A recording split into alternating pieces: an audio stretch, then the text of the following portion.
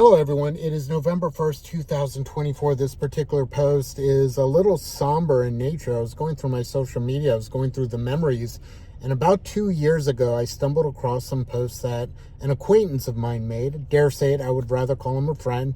He went to the same gym as I did, and I knew him for a couple years. He was always so very kind-hearted, knew a lot of people, and always had nothing but good words to say about people. I really mirrored a lot of his personality. I really tried to, because he was always so kind-hearted, especially after he had passed away. But he had posted he had traveled to Switzerland. I didn't really think much of it because he was fairly well-traveled. He did well for himself, and you'd go to X, Y, and Z places and post random pictures. But this particular time, he wasn't posting any like tourist traps or anything along those lines. It looked like he landed in a pretty small town, which was absolutely beautiful. He took some pictures around a lake that he was staying close to. He didn't know the name of the lake, but it was nice, it looked cool, so on, etc. And then the next day he posted that he had not been doing well the last year of his life. I'd seen him once before, and he didn't look too bad. I mean, he put on a little bit of COVID weight, but outside of that, he seemed like his normal self. But who's to say what was going on? I don't know if he had a terminal disease. I don't know what was going on with him. But he said physically, his physical health and mental health have not been doing well, and things have not been getting better. As a matter of fact, things could actually become worse. And he didn't want to hit rock bottom, so he had been talking to an organization for a better part of a year. That was a place that does euthanasia. He had to take a number of tests, and he had decided to ultimately end his life, death through dignity. And he did that. And it was very, very difficult to see that, because he was someone who I think a lot of people looked up to within our circle of friends, because he was so upbeat. Obviously, everyone respected his decision, but I think there was a lot of like, what was this about? Like, I don't think people really understood what was going on. And that's a tragedy, and that's a shame. And really, it's not any of my business, but it's still difficult to see. I also read a post that his daughter posted. His daughter is an adult, and I think she has just graduated med school or was in med school. But I had met her before, and she was just like him, very kind. And she had posted that he had kind of disappeared, and she had found out what he was up to and took an emergency flight up there and was unable to stop him and didn't know if that would be the appropriate thing to do. She said that he had gone through some difficult spots. She was not descriptive as far as what she said. It was just kind of ambiguous, but that he seemed very content with his decision and decided to pass with dignity. And that is still something I look at and still say, man, that is someone who was extremely brave with their decisions. I wonder what was going on in his mind and so forth, and if he was at a place where he really was not going to get better. I can understand if you do have some kind of physical ailment that is getting worse and worse and is ultimately going to kill you. I respect that decision, but part of me was concerned, especially after reading his posts and his daughter's posts about his mental health, and perhaps that played a role in his decision.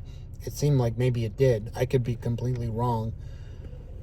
But that was heartbreaking, because I was going through some difficult times myself, as I'm sure a lot of people were. It was on the tail end of COVID, and that time sucked. And I guess if that's the case, and reading what I have about Switzerland in general, I don't think you should have that option unless you have a terminal illness. I don't think that's fair to you. I don't think that's fair to your family, so on, etc. I think there is a way out. I think you need to surround yourself with people that will provide such support. And that means reaching out to your immediate friends and family, telling them that something is wrong, telling them that you need help. And even though you may look foolish, even though it may be humiliating, it is important, it is proper, and it is better to have you around to have conversations with you, because there's people in your life that you have yet to meet that are going to appreciate you and love you more than you know. And I wonder if that was where he was at. I wonder who he spoke to. I wonder who he had around with him. You know, people in my generation, Gen X, they're still very hesitant to say, hey, I'm going to go see a therapist. I'm going to go speak to a psychologist. I'm going to get on psych meds, because that was very, like, there's a big stigma about that back in the day. I remember in my 20s, I was very down and out, and I didn't know what to do. So I went to go see a therapist, which made me feel better. It offered like an outside perspective. It called me out on like my BS, so on, etc. I really appreciated it. It was a good person to speak to. I went on some medications as well. I went on Prozac at the time. And even though, in the long term, this medication wasn't for me, but for the time being, it was remarkable. It was helpful. It pulled me out of it helped me think a little bit better at the time. I remember I told one of my friends, he was a roommate, about it. And within my social circle, we were very forward thinking. So even though this was back in the day, like, we never had problems with a lot of social issues that people are now tackling, like homosexuality and so forth, we really didn't give a rat's ass. We were very punk rock and prided ourselves on that. Like, we didn't care about a damn thing. But that point even brought up a pause in our conversation, because that seemed a little odd. Like, man, not a bad thing. I wish I wasn't this stigma against it. My friend was definitely supportive, but it was still pausing the conversation. It was still something weird. Whereas now, a lot of therapists, people have therapists and talk about it like it's nothing. A lot of therapists have therapists, so on, etc. It's a good thing. And I wonder where he was at. I wonder what he was thinking, and I wonder what he was doing. And I hope somehow, as stated, my